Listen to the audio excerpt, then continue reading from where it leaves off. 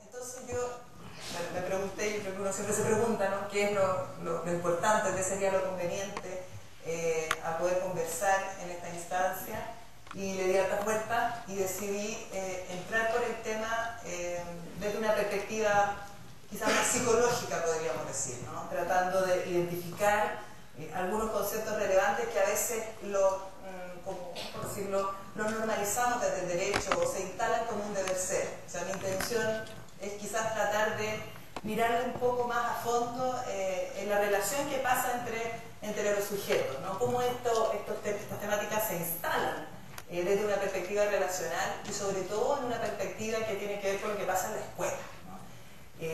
Porque estamos hablando de la educación, fundamentalmente en este momento del encuentro.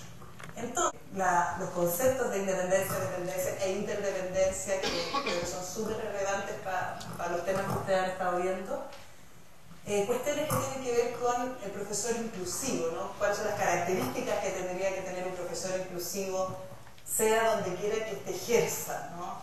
Ojalá en una escuela que tiene integración, ¿no es cierto?, pero también en nuestro país sabemos que conviven distintos sistemas educativos en lo que es la atención a las personas con necesidad educativa especial.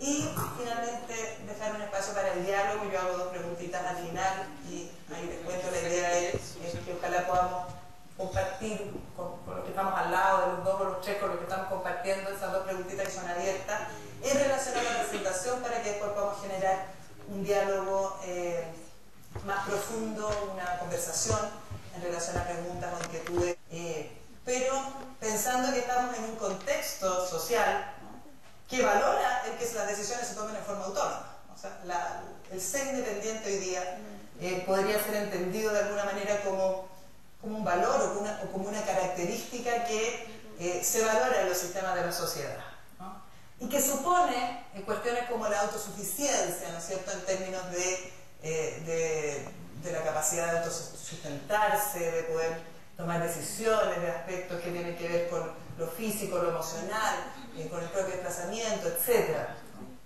Y que tiene que ver también, por otro lado, y ahí engarza con la perspectiva de derechos, ¿no?, con el ejercicio de la libertad y de la igualdad, ¿no?, la posibilidad, ¿no?, de celebrar contratos sociales sin discriminación, que es un tema que hoy día abordaron, ¿no?, y el ejercicio de la libertad propiamente tal, que tiene que ver justamente con la toma de decisiones.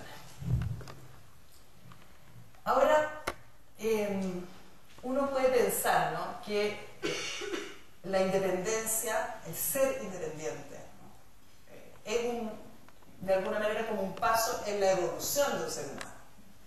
Nosotros nacemos como seres humanos y no nacemos siendo independientes, ¿no?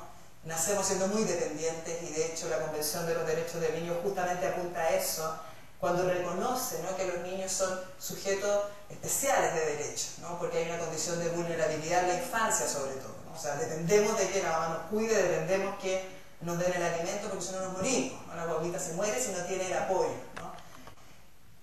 Porque cuando yo logro reconocerme a mí mismo como yo, ¿no es cierto?, y logro diferenciarme del otro, pero logro establecer que hay una relación con ese otro, entonces entramos en temas de esa índole, ¿no? Y cuando nos vamos haciendo independientes, ¿no?, en nuestro proceso de desarrollo, desde chiquitito, ¿no?, desde guaguita, lo que empezamos a lograr es a diferenciarnos no solo del otro como sujeto, ¿no?, de la mamá, ¿no?, o del papá, sino que también de los objetos, ¿no? Logramos entender, ¿no?, y desde la guaguita chiquitita, desde los primeros juegos que hacen las mamás con las guaguitas cuando le dicen está, no está, la cosa, ¿no? O uno aparece o desaparece y la guagua se... que no. Yo creo que la independencia es un proceso fundamental, porque marca justamente esa diferenciación, esa posibilidad de ser, ¿no? Sin embargo, no alcanza. No alcanza, ¿no es cierto?, si es que de la dependencia, de depender de otro permanentemente, ¿no es cierto?, pasamos a la independencia, si es que no jugamos también a fortalecer procesos que tienen que ver con la interdependencia. De hecho, algunos autores señalan que la independencia en realidad es una especie como de interdependencia inconsciente, ¿no?, porque en el fondo todos necesitamos apoyo para vivir, ¿no? A veces uno cuando empieza a mirar, ¿no es cierto?, todas estas nuevas concepciones de la discapacidad que son por supuesto que es muy interesante, muy conectada a las perspectivas de derecho, ¿no es cierto?, porque nos instalan esta visión de los apoyos, ¿no?, por sobre una visión de déficit, ¿no?, qué es lo que el otro necesita. Bueno, claramente, por ejemplo, si yo no logro constituirme como sujeto que además de ser independiente, soy capaz de recibir un apoyo, entonces va a ser bien difícil, ¿no?, que a lo mejor pueda tener una vida más integrada desde todo punto de vista, ¿no? Profesoras, para los técnicos que están trabajando con los niños, porque finalmente el proceso educativo se juega fundamentalmente ahí, en esa relación. Es lo que pasa en el aula, ¿no?, en cuanto está profesora, profesor, con el niño, con la niña, con el joven, ¿no?, allí, en esa relación es donde el éxito se hace probable o no se hace probable, ¿no? Lo demás nos acompaña, tener una buena gestión de la institución nos acompaña, tener un buen sistema bien pensado nos acompaña, y por supuesto que tener políticas que tienden hacia la perspectiva inclusiva nos acompaña, pero finalmente a donde se produce la relación y el aprendizaje, ¿no?, es en el espacio de la relación con el otro, que es la escuela, ¿no? Ocurre fundamentalmente en el aula o en la experiencia pedagógica, que no necesariamente va a ser en el aula. Quieren que sus hijos hagan lo que ellos quieren que hagan, que sus hijos son la proyección de lo que ellos quieren, y eso pasa con niños con o sin discapacidad. Y muchas veces en el ámbito de discapacidad es peor, ¿no?, porque opera la matriz de la sobreprotección por sobre, ¿no es cierto?, la matriz de permitir que el otro se construya como sujeto, ¿no? Es decir, muchas veces las madres están pensando en este hijo, esta hija con discapacidad como su proyecto, o se explican su vida a partir de la relación que tienen con este niño, ¿no es cierto?, y con lo que tiene para el futuro, no logran ellos mismos diferenciarse tampoco como sujetos. Es un tema relevante también en el ámbito de la educación y en el ámbito de la maternidad y la paternidad en el tema de la discapacidad. ¿Qué esperamos? Yo me coordino con ese otro que ya trae una historia, ¿no?, que trae sus huellas, que trae su aprendizaje, que se ha ido construyendo como sujeto. ¿Cómo yo fortalezco ese ser como sujeto y esa toma de decisiones y no impongo, ¿no?, desde una educación que en el fondo lo que pretende muchas veces es formatear al sujeto por sobre permitir que este sujeto pueda desarrollarse o que tenga las oportunidades para desplegarse a sí mismo en relación a sí mismo, ¿no?, y a sus propios deseos. Dichos de profesor que tienen que ver con esto que les estoy señalando. Me gusta trabajar con niños pequeños porque me hacen caso, los puedo controlar, ¿no?, cosas que plantean, ¿no?, profesor en ejercicio, cuando uno le pregunta por qué tú prefieres trabajar en el primer ciclo, pues, ¿no?, porque si uno se va a preguntar por el otro, ¿no?, también tiene que preguntarse por uno.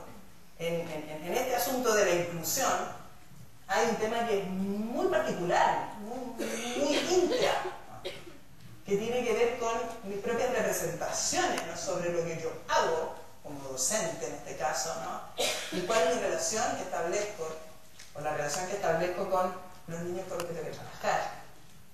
Actualmente me están leyendo 20 niños del curso, me están leyendo, como si fueran míos los niños, ¿no? No están leyendo ellos, me leen a mí, ¿no? Hay algo detrás de este tipo de planteamiento. Logré que leyeran, yo logré que leyeran, no es que los niños lograron leer, yo logré que leyeran, ¿no? ¿A dónde está puesto el éxito? ¿No? ¿A dónde está puesta la visión? ¿A dónde está puesta la perspectiva del otro? ¿No?, en este tipo de discurso, ¿no? Esto es un análisis muy interesante que uno puede hacer a partir de cómo se mira el proceso de aprendizaje. Están más protegidos en la escuela especial, ¿no? Estos son citas textuales, ¿no?, no son inventos míos, ¿ah? Que estén acá nomás, porque allá puro sufren el drama que el niño esté allá, ¿no es cierto?, porque en la escuela básica en general, que es una tensión que tenemos nosotros acá en Chile que es fuerte, ¿no? Entonces yo lo quiero así, esta expresión no solo es lo dicho, sino que es el gesto, aquí todo conmigo, ¿ah? Mira, yo voy caminando con todos estos pollos, ¿no?, a mi alrededor. Eso nos habla de procesos de indiferenciación, ¿no?, y no de procesos de diferenciación. Por lo tanto, cuando uno empieza a mirar la educación y entra por este lado más psicológico, estos elementos son fundamentales. Cuando uno quiere pensar en que si de verdad le interesa promover y fortalecer la independencia del otro, ¿no? Yo creo que acá en Chile estamos lejos todavía. Nos ha costado mucho, por ejemplo, hacer estos encuentros y que aquí no haya solamente una o dos personas en situación de discapacidad, sino que a lo mejor la gran mayoría sea personas en situación de discapacidad, ¿no? la convención justamente una de sus fortalezas, ¿no? Y que tiene que ver con también la Convención de los Derechos del Niño, la Declaración de los Derechos Humanos, es esta perspectiva de la participación, ¿no? Del empoderamiento, del plantearse el propio sujeto como sujeto de derecho, pero para eso el propio sujeto es el que tiene que defender sus derechos también, ¿no?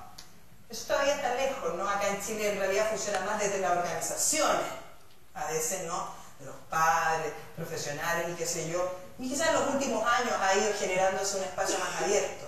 Ahora, en el ámbito de la discapacidad intelectual estamos muy lejos todavía. Yo diría que en otro tipo de discapacidades estamos avanzando un poco más, pero estamos muy lejos todavía de aquello. Y entonces yo acá les pongo un pequeño marco conceptual que es súper interesante desde mi punto de vista, por supuesto, ¿no?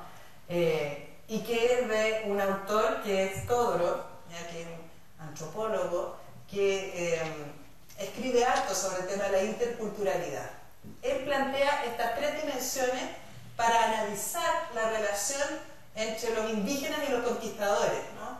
O cómo los conquistadores, ¿no? Españoles miran a los indígenas, cuál es la representación que tienen del otro, ¿no? Y él distingue como tres planos de las representaciones. Un plano epistémico, que es como el plano del conocimiento, ¿no? ¿Qué es lo que yo sé del otro, ¿no? ¿Quién es ese otro? ¿Cuáles son sus características? ¿De qué habla? ¿Qué sé yo? Un plano praxeológico que tiene que ver con cómo yo me sitúo respecto a este otro. Este otro está por arriba mío, este otro está por abajo mío, o este otro es un igual, ¿no es cierto?, pero diferente, ¿no? Es un igual que tiene ideas como yo, que son distintas, pero bueno, igual podemos estar los dos acá, ¿no? No es que yo esté por encima o que esté por abajo.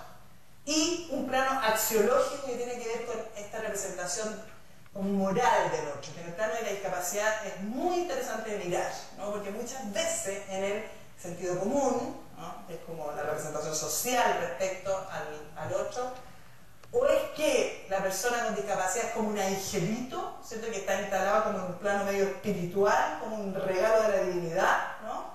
O es lo peor, ¿no es cierto?, de la perversión, un sujeto que tiene una libido exacerbada, ¿no es cierto?, que va a andar violando a todo el mundo, ¿no? Por lo tanto, es complejo, ¿no es cierto?, esta relación con él. Está en un plano inferior, porque no controla sus impulsos, ¿no es cierto?, porque no logra instalar un sistema psíquico, ¿no es cierto?, en donde logre autorregularse. Las relaciones más clásicas que hoy día nosotros observamos sobre la discapacidad, ya sea en un plano individual, ¿no es cierto?, personal, la discapacidad como enfermedad, como el problema del sujeto, o la discapacidad como un problema social, uno podría hacer esta relación. En el plano epistémico, que es el plano del conocimiento, lo que yo conozco del otro, cuando uno mira, ¿no es cierto?, al otro con discapacidad desde el plano individual, en el fondo lo que ve es un sujeto enfermo, ¿no? Expresiones como las que escuchamos muchas veces, ¿no es cierto?, cuando se dice, ah, no, pues estos niñitos van a la escuela especial porque son enfermitos, ¿cierto? Pobrecitos enfermitos, ¿no? Asociados de manera natural, ¿no? Que no puede, ¿no es cierto?, que no tiene capacidades, qué sé yo. Versus una mirada social, ¿no es cierto?, en donde se observa a una persona con discapacidad como una persona que está viviendo una situación, ¿no?, de vulneración de derechos, ¿no?, que es como lo podemos ver nosotros en nuestro país en un montón de aspectos, ¿no? Y se instala en el fondo a este sujeto no como un sujeto que en sí mismo tenga algo, le pase algo. No es eso lo más importante lo que yo veo, sino que lo que yo veo es que este sujeto en una relación con un entorno, es decir, yo amplío mi representación al sujeto y su entorno, está en una situación de discriminación o desfavorecida, porque es este entorno que genera barreras, ¿no es cierto?, ya sea físicas, actitudinales o sociales. Yo acá les pongo este concepto que lo desarrolla Ferreira, que es un autor, un sociólogo español, que él plantea una distinción súper interesante respecto a la identidad de las personas con discapacidad. Y dice que la identidad de las personas con discapacidad o del colectivo de personas con discapacidad es una identidad que es construida desde afuera, ¿no? Es decir, no es el grupo de las personas en situación de discapacidad el que se define a sí mismo, a diferencia de otros grupos postergados, ¿no? Como podríamos pensar nosotros en los mapuches, ¿no es cierto?, si hubo otros grupos, ¿no?, que se definen desde su territorio, desde sus creencias, desde sus expectativas, desde sus luchas, ¿no? En general, las personas con discapacidad, hace poco y todavía, ¿no es cierto?, son como vistas desde afuera, ¿no? O sea, muchas personas con discapacidad se enteran de su discapacidad, ¿no es cierto?, a partir, por supuesto, de lo que los otros le van señalando. El mismo Ferreira lo señala cuando uno lo mira como un problema individual, ¿no es cierto? Él dice, la discapacidad está instalada en el espacio de lo sucio, del pecado, de lo que es mejor evitar si se puede, ¿no? Estas cosas nunca se van a decir así, ¿no? Porque no es políticamente correcto hablar en nuestros tiempos así, pero muchas veces es como el sustrato más inconsciente de la concepción del otro. Versus, ¿no es cierto?, una perspectiva social en donde existe una valoración real, ¿no es cierto?, del otro en su diferencia, ¿no es cierto?, y una posibilidad efectiva de integración a partir de estas diferencias.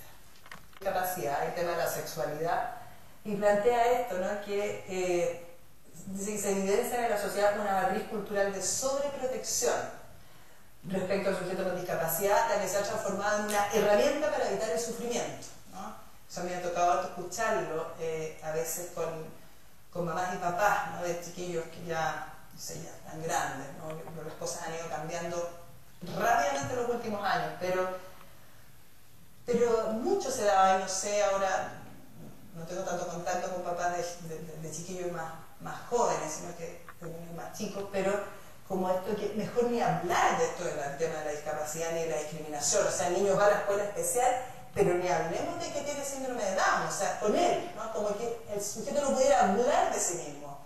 ¿Y qué estamos hablando cuando hablamos de identidad y de independencia? Si un sujeto no puede hablar respecto a sí mismo, ¿no es cierto?, y respecto a cuestiones que todo el mundo habla, pero no puede hablar, ¿no? Ahí no hay construcción de identidad, o sea, una educación que niega, por ejemplo, ¿no?, la posibilidad de que un sujeto se enfrente a su diferencia y a lo que pasa con su diferencia, ¿no?, y que desde allí se pueda instrumentar desde el punto de vista de la defensa de sí mismo, de sus derechos y de su diferencia. Entonces no es una educación que apunte a una perspectiva inclusiva. Y dice la autora, ¿no es cierto?, que esta visión de sobreprotección inhabilita para la propia vida finalmente, ¿no? Un sujeto que vive como una vida así como de mentira. Yo trabajé muchos años con jóvenes, adolescentes y también con niños con discapacidad, pero yo fundamentalmente con jóvenes. Y nos pasaba en el centro donde yo trabajaba muchas veces en la relación con las mamás y con los papás, que nosotros tratábamos de instalar esta visión de vida independiente, de que, oye, es necesario, yo tengo una chiquilla que tiene 20 años, ¿no?, o 18 años, la vengan a dejar todos los días, perfectamente capaz de tomar una micro y de venir para acá, por dar un ejemplo. Pero ese solo hecho, ¿no?, era un motivo de miles de reuniones, ¿no es cierto?, y de pensar si eso había que hacerlo o no había que hacerlo, que sí, que no. Y nos llevó en algún momento a nosotros como profesionales, que éramos varios profesionales de distintas ramas, de psicólogas, terapeutas y educadoras, plantear a la familia, ¿sabe qué es mejor que se lleve a su hija a una escuela especial, bien especial? Nosotros también éramos una institución diferencial, pero con una visión a la línea de la inclusión social, ¿no?, y laboral. Estos chiquillos ya no habían sido integrados en su momento, no existía la integración como existe hoy día, ¿no es cierto?, no había escasísimas oportunidades y sabemos que hoy día todavía hay muchas puertas cerradas, digamos, pero en ese tiempo era peor. Pero, ¿sabes qué? El efecto que provoca, ¿no es cierto?, que uno esté tratando de hablar con el otro en serio, o sea, con una chiquilla de 18 años hablándole de su vida, de sus deseos, de lo que ella quiere, y de que ella sí quiere andar en la micro, ¿no es cierto?, y que ella quiere pololear, y que ella se proyecta a sí misma trabajando, qué sé yo, en un jardín infantil o vendiendo no sé qué cosa, versus una familia que no la deja salir ni al jardín porque la pueden mirar, genera pura locura, ¿no? O sea, genera locura en el sujeto finalmente, ¿no?, porque esta niña realmente está psicótica, ¿no? Y yo creo que tenía mucho que ver, por lo menos así fue desde nuestro análisis, por esta como tensión, ¿no es cierto?, entre esta vida como de que tratemos de hablar cosas legítimas y en serio, que tratábamos de desarrollar nosotros, y esta cerrazón que existía en su núcleo familiar. Finalmente la familia, cuando le decimos, ¿sabes que mejor debe ser una escuela especial donde va a vivir en un mundo de fantasía?, se abrió, ¿no? Y logramos empezar a hacer un proceso con ella. Un proceso que a veces va a traer sufrimiento para sujetos. Eso es algo que hay que conversarlo también, digamos, ¿no?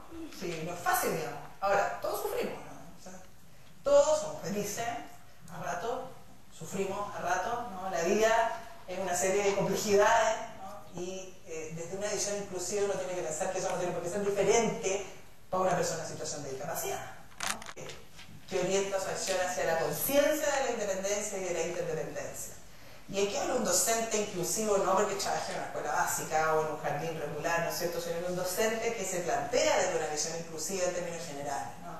Puede ser un docente que trabaje en una escuela especial, ¿no es cierto?, pero yo creo que igual varias escuelas especiales han ido también modificando, ¿no?, y ampliando su perspectiva, a pesar de tener, digamos, la limitación de ser una escuela especial, ¿no?, que finalmente no permite que se genere procesos de integración natural, ¿no es cierto?, porque finalmente la vida es una vida en donde todos somos bien diferentes, pero claramente hay muchas cosas muy interesantes que se pueden hacer en las escuelas especiales que estén orientadas a estas perspectivas, ¿no? Y también los profes de las escuelas regulares, profesores que ejercen libremente su profesión, profesores que trabajan en las cárceles, profesores que trabajan en organizaciones, ¿no es cierto?, comunitarias, etcétera, ¿no? La visión es transversal. Personales y por otra parte en disposiciones profesionales, ¿ya? Respecto a las disposiciones personales, una primera es la posibilidad del profesor, la profesora, de distinguirse a sí mismo como un sujeto diferente. Uno mirarse a uno mismo, ¿no? Lo que lo sitúa en un lugar en que es capaz de reconocer las diferencias de los demás. Si yo logro mirarme a mí mismo, es decir, mirar mis propios procesos de independencia y diferenciación, puedo también generar esa relación con los otros.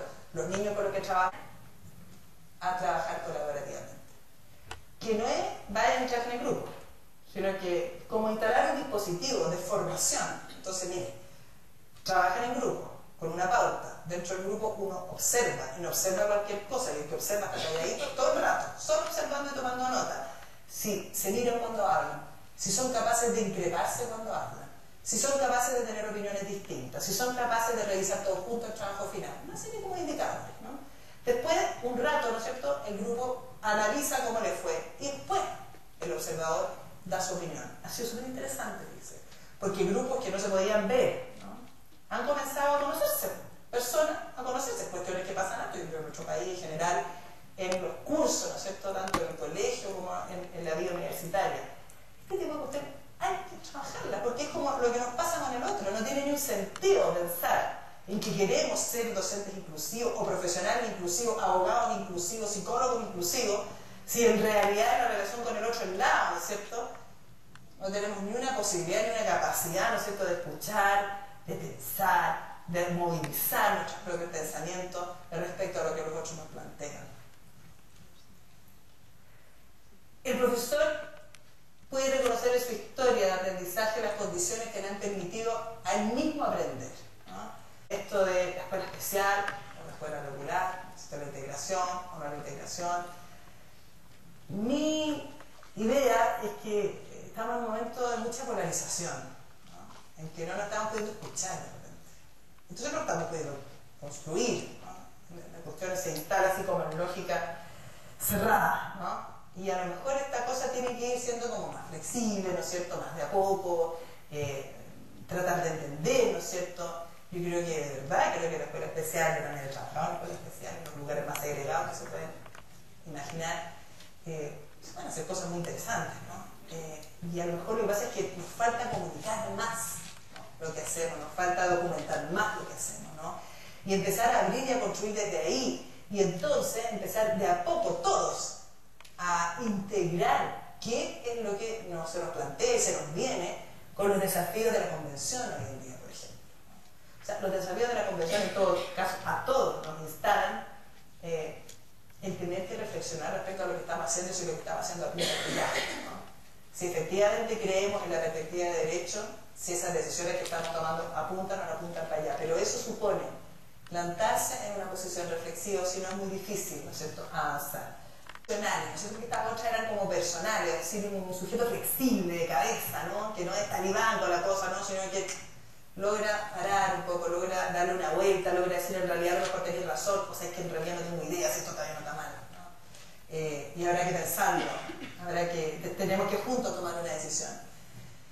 Y respecto a lo profesional, primeramente un profesional que se preocupa por saber quiénes son sus estudiantes, ¿no?, cómo aprenden, ¿no?, cuál es su historia. Y no solo es como el proceso de diagnóstico, ¿no? Sino que ir un poco más allá, ¿no? Y reconocer cuáles son las características identitarias, cuáles son sus gustos, cuáles son sus deseos, ¿no? ¿Qué es lo que lo mueve al otro?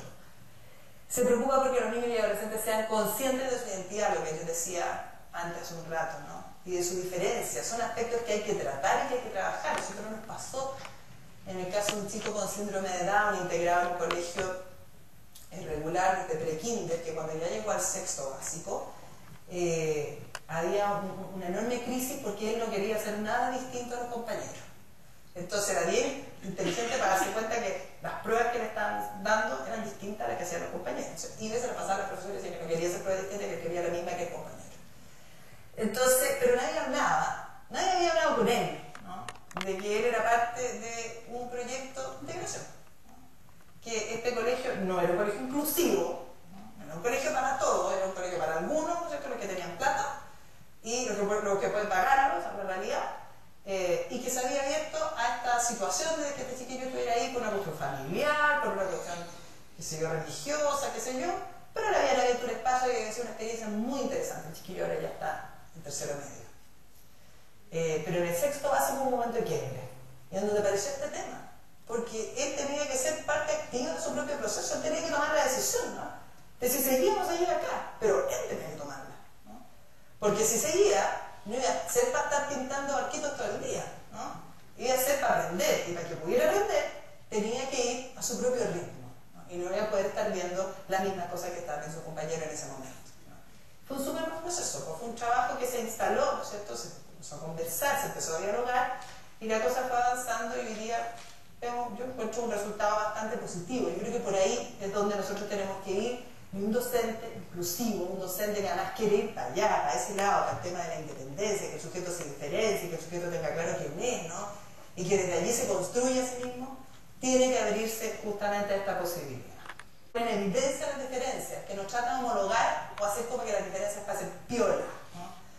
Sino que todas las diferencias se expresen. No solo si es que la diferencia es que tenemos niños con distintos ritmos de aprendizaje o niños que tengan alguna discapacidad, ¿no es cierto?, sino que también todas las diferencias que están presentes en un aula, ¿no?, que son una por cada individuo, ¿no?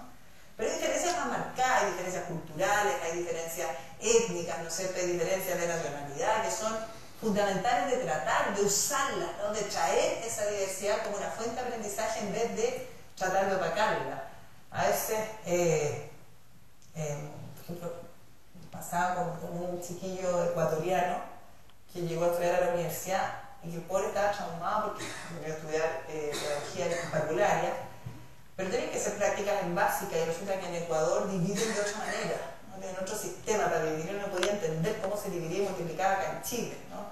Entonces, la lógica así como el compañero era como ir a enseñarle y que su forma en el fondo no importaba mucho, pero en realidad su forma importaba mucho, su forma, la forma que él tenía de dividir y multiplicar era algo que podía enriquecer, de hecho era algo más fácil finalmente cuando el otro logra integrarla, ¿no? Entonces, la visión inclusiva no es solo para los niños con discapacidad, ¿no? La visión inclusiva es para todos. Un punto fuerte en el saber hacer, ¿no? Pero un saber hacer supone que yo tengo conocimiento, pero que también tengo una valoración y una actitud respecto a ese conocimiento, ¿no? Y por lo tanto, hay una implementación intensa de la ejecución práctica de hacer las cosas, ¿no? Y de poder retroalimentarlas y de poder desde allí ir avanzando en la construcción de aprendizaje de mejor calidad para promover mejoras. Es un docente que enseña a pensar y estamos ya echando en terrenos más pedagógicos, ¿no? Y esto es clave, ¿no? ¿Qué significa eso? Que enseña a identificar situaciones, enseña a observar, enseña a reconocer, ¿no es cierto?, con detalle qué es lo que se presenta, y a reconocer problemas, a plantearse estrategias, a planificar su comportamiento en torno a la problemática, a evaluar, ¿no es cierto?, si es que las resoluciones que está intentando son aceptadas o no son aceptadas, a plantearse entonces nuevos problemas. No es un docente que está ahí para que los niñitos hagan una tarjetita para el día de la madre y le peguen, ¿no es cierto?, las cachas y que el profesor le haga la mitad del trabajo y que el niño solamente termine dibujando, no sé, o pintando la estrellita, ¿no?, para que quede bien bonito. Eso no sirve, eso no tiene nada que ver con una perspectiva y una visión orientada a la identidad, la independencia, etc., ¿no? O sea, es el sujeto que tiene que tener los instrumentos y que tiene que aprender cómo puede hacerlo.